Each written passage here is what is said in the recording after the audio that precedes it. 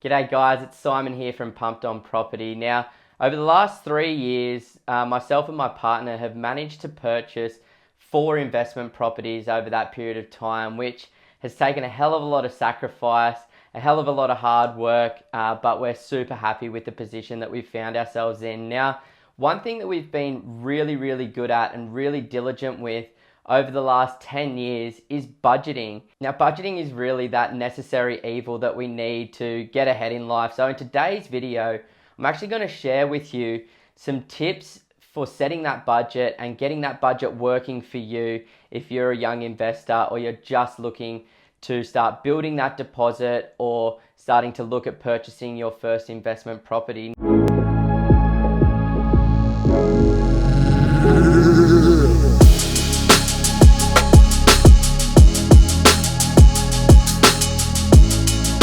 The first tip and the first step to really create the right budget is to gather all of the financial information. Now, this is gathering all of the income that you receive and all of the expenses that you hold as well. So, when I'm talking about expenses, I mean literally everything that you have to pay for in your life. So that's your phone bills, petrol, insurances, food, absolutely everything that you need to pay for, that you're required to pay for just to live your life, so that you can get a really clear indication as to how much profit you have every single month or how much money you need to make every single month just to stay even and just to stay ahead.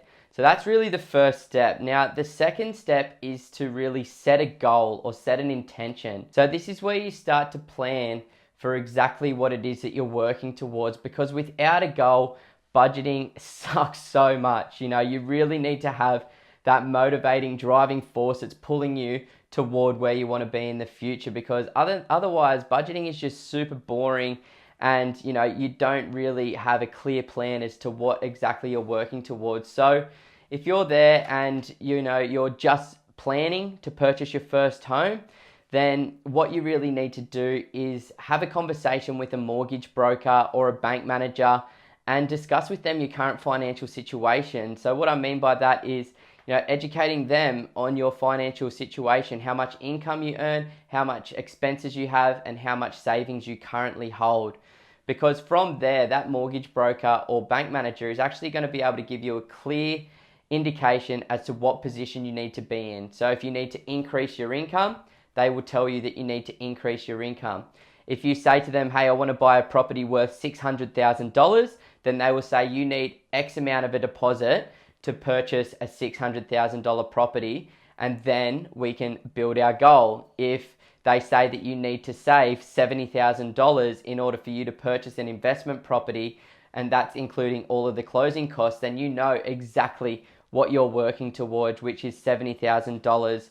And then you essentially reverse engineer that to the weekly or monthly savings that you're able to make after looking at your financial situation, that you can actually get closer to that goal. So setting the goal is really important. Then step 3 is automating the process. It is opening up multiple bank accounts and ensuring that this happens regardless of whether or not you forget to, or regardless of whether or not you have to do any actual work. So the way that I've done this is I like to set up at least 3 accounts in my bank.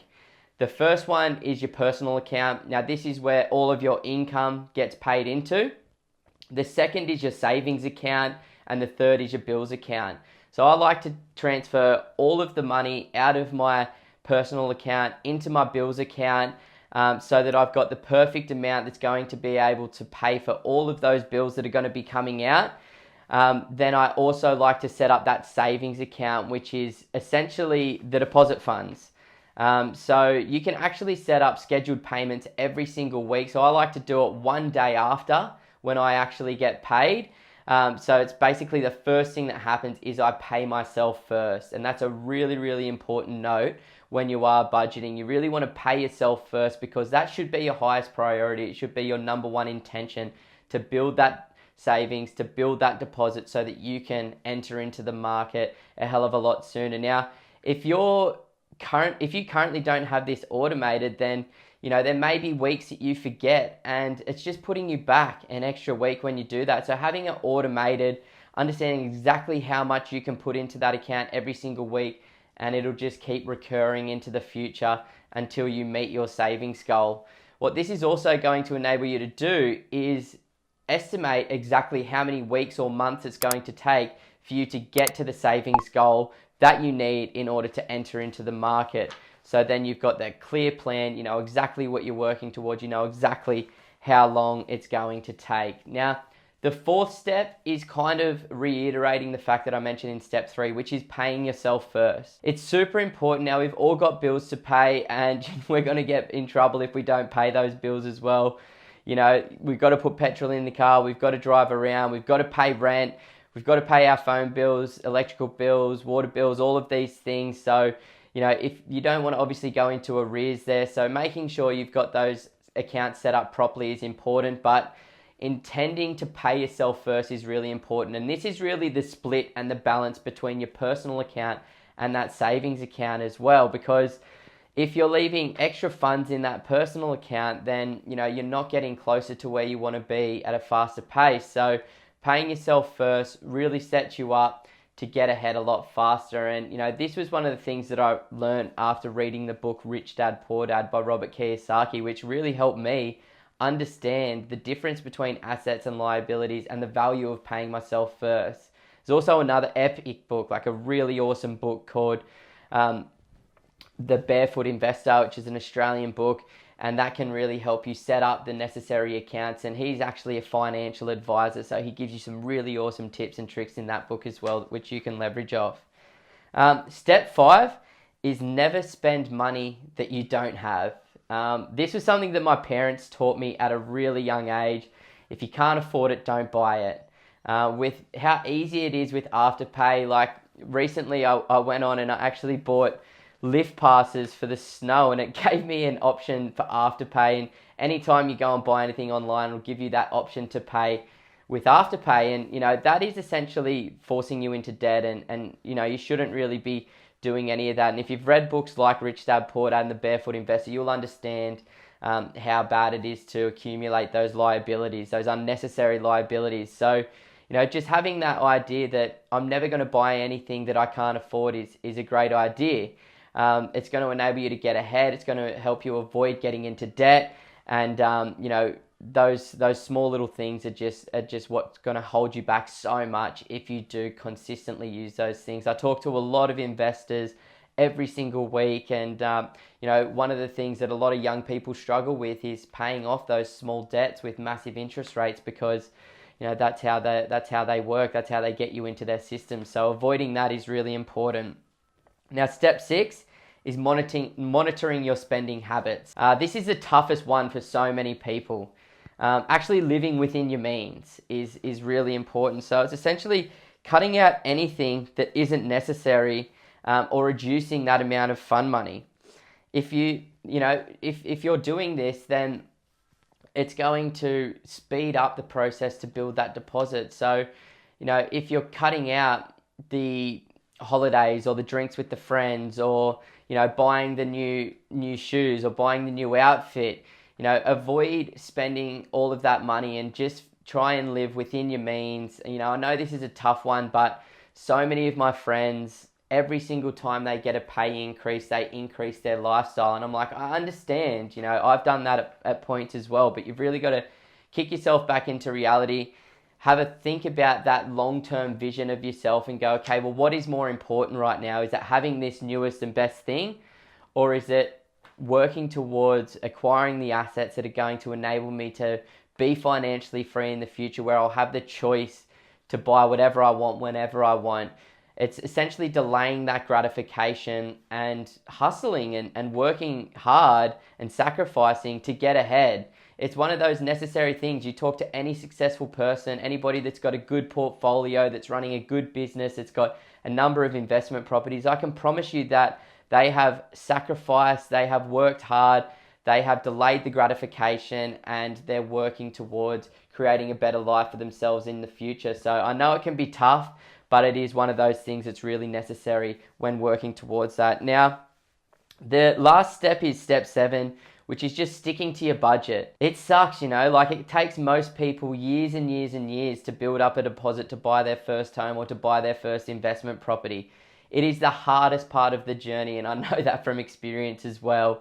And there is so many things that are going to come up, like a wedding or a holiday or a baby or this or that. And, you know, life happens as well. You've got to be fluid and you've got to be able to move with that. I completely understand, but at the same time, you really need to stick to your goals, and having the right why, you know, setting the right intention, setting the right goal like we talked about in step 2 is really important, so that when these times come up where you're like, holy shit, I've got more money than I've ever had in a bank account right now. I want to go do something special for myself because I've worked so hard. Trying to suppress that a little bit and just sticking to your goal, sticking to the budget and working it out. Now, I hope some of these steps have really helped you guys. You know, obviously the first step in creating that budget is gathering all the necessary information about your income and expenses. The second step is setting the goal and a clear goal. You know, how much money do I need? How long is it going to take me to get that money? Step 3 is setting up the necessary accounts and automating the transfers to make sure that you are moving toward that without having to think about it. Really important. Step 4, ensuring that you always pay yourself first. Go out there and read books like The Barefoot Investor or Rich Dad Poor Dad if you haven't already. That will really help you understand the value of that. Step 5, never spend money that you don't have. Really important. Step 6, monitor your spending habits and try and maximize your savings. Try and minimize your expenses and try and, you know, make sure that you can delay that gratification and hold off on certain things. And then number 7, sticking to that budget as well. I really appreciate you guys listening to today's video. What I would absolutely love you to do is share this with somebody in your life that needs to hear this right now. Share this with somebody who is just starting to budget or is just starting to talk about working towards achieving a massive goal like buying their first home, because that's all we're trying to do here. Is we're trying to spread the good word. We're trying to get people informed so that they're making towards decisions to a better life. And if you're enjoying the content, please subscribe to our YouTube channel. Leave some comments if you've got some video ideas as well. We're also posting lots of great information, great pictures, videos, posts on our Instagram and Facebook pages. So just head over to Pumped On Property on Instagram, give us a follow, Pumped On Property on Facebook, give us a like, stay in tune with what's going on. And then we've also got the podcast, the Pumped On Property Show, where we like to share some insights, some information on different strategies, different case studies, different things occurring with the Australian property market that are going to help you learn more about the Australian property market and help you make better, smarter decisions. So once again, thank you so much for tuning in. And as always, go out there and invest safely. Cool, bro. Yeah. Oh, sweaty. So sweaty.